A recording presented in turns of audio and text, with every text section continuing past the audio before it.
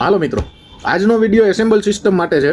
Assemble system આપણે કેવી રીતે બનાવી હતી, કેવી રીતે ઓર્ડર પૂરો કરી હતી, શું શું પ્રોસિજર હોય અને કેટલી તકલીફ પડે, ચાલો આજે વિડીયો જોઈ લઈએ. મસ્ત મજાની નવી કેબિનેટ લઈ લીધી છે. કેબિનેટમાં એસએમપીએસ લગાડેલું જ છે. આને કહેવાય મધરબોર્ડ, કોમ્પ્યુટરનું મેઇન બોર્ડ, જેમાં બધી વસ્તુ એપ્લાય થાય. સૌથી પહેલાં આપણે પ્રોસેસર લગાડી દીધું. પ્રોસેસરને લગાડવા માટેની કેપ હટાવી અને ત્યારબાદ હીટસિંક મારવી જરૂરી છે. પ્રોસેસરને ગરમ ન થવા દે અને ઠંડુ રાખે. હીટસિંકની ઉપર આ સીપીયુ ફેન લાગે.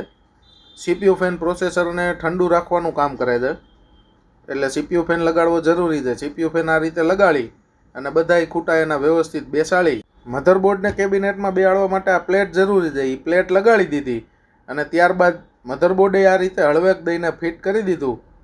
મધરબોર્ડ સીપીયુમાં ફિટ કર્યા પછી તેને વ્યવસ્થિત સ્ક્રૂ બ્રૂ મારી અને કમ્પ્લીટ કરી નાખ્યું. પણ હજી તો ઝીણા ઘણા કામ બાકી છે. કેબિનેટમાં જે બટન નહીં હોય એને મધરબોર્ડ આરે કનેક્ટ કરવાના. એના પછીની મેઇન વસ્તુ કે જે આપણે એસએમપીએસ લગાડ્યું એમાંથી મધરબોર્ડને પાવર આપવાનો અને જે હાર્ડ ડિસ્ક એસએસડી બધું લગાડ્યું એને પણ સાથે સાથે પાવર આપવાનો. સારું, આ બધું કર્યા પછી ખબર પડી કે મેઇન રેમ તો રહી ગઈ. રેમ કાઢીને રેમ લગાડી દીધી, રેમને ફિટ કરી દીધી વ્યવસ્થિત. બધું ફિટિંગ કરીને હરવેક દઈને પાવર બટન દબાવ્યું તો સિસ્ટમ આપણી ચાલુ થઈ ગઈ, ડિસ્પ્લે આવી ગઈ. હવે રહી મેઇન વસ્તુ વિન્ડોઝ ઇન્સ્ટોલ કરવાની. તેના માટે બૂટેબલ પેન ડ્રાઈવ લગાવીને બૂટ કરી લીધું. બૂટ કરી લીધું તો એની પ્રોસેસ એની મેરે ચાલુ થઈ ગઈ. બધુંય કામ વ્યવસ્થિત આગળ હાલતું હતું. ઇન્સ્ટોલેશન એ ચાલુ થઈ ગયું.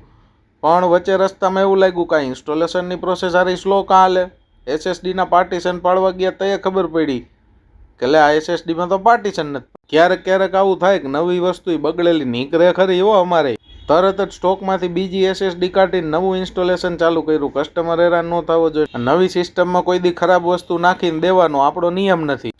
નવી એસએસડી નાખીને પાર્ટીશન પાડીને ચેક કર્યું તો ખબર પડી કે લે આ તો ગદનું માખણ જેવું હાલવા માંડ્યું. સારું, ઇન્સ્ટોલેશન ફટોફટ પૂરું કર્યું, સિસ્ટમ પેક કરી અને ઇન્સ્ટોલેશનને બધું અપડેટને કમ્પ્લીટ થઈ અને કસ્ટમરને ડિલિવરી માટે રેડી કરી નાખ્યું. હજી તો ઘણું બધું કામ બાકી છે, પણ કહેવાય એટલું જ માગું છું. ઘણી વખત કસ્ટમર ફરિયાદ કરતા હોય કે અમે સીપીયુ લઈ ગયા અને 10 દીમાં પ્રોબ્લેમ આવ્યો.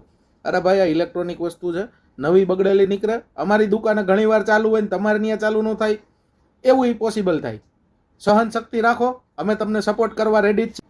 આ જ રીતે તમે અમને સપોર્ટ કરવા માંગતા હોય તો શ્રી કોમ્પ્યુટર્સના ઇન્સ્ટાગ્રામના પેજને ફોલો કરો અને આ રીલને લાઇક કરો ને શેર કરો. થેન્ક